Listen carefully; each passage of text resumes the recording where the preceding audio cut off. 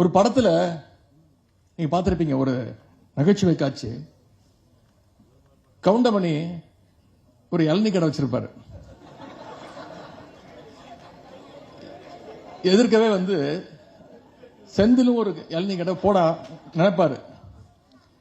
கவுண்டமணி கிட்ட நிறைய இளநீ இருக்கும். அவர் அசிஸ்டன்ட் நம்ம நடிகர் அண்ணன் வடிவேல் அவர்கள் இருப்பார்.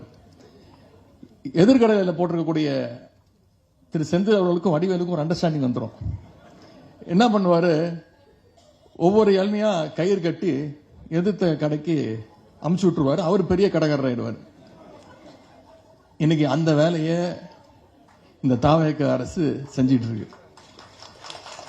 இவ்வளவுத்தையும் பண்ணிட்டு எதுக்கு எடுத்தாலும் திமுகவும் அதிமுகவும் கூட்டணி சேர முயற்சி பண்ணாங்க.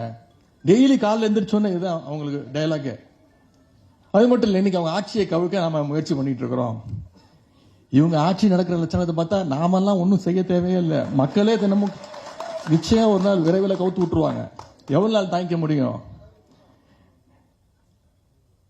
ஒவ்வொரு நாளும் நாம அவங்க கட்சி எம்எல்ஏவை இழுக்க பாக்குறோம். யார் எம்எல்ஏன்னு தெரியாதுயா.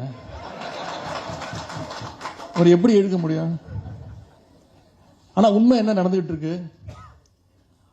இன்னைக்கு அடுத்த கட்சி எம்எல்ஏ ஒவ்வொருத்தரா இளநீ புல்லிங் மாதிரி இன்னைக்கு இருக்கக்கூடிய அரசு, இன்னைக்கு இருக்கக்கூடிய முதலமைச்சர்கள் இழுத்துட்டு இருக்கிறார்.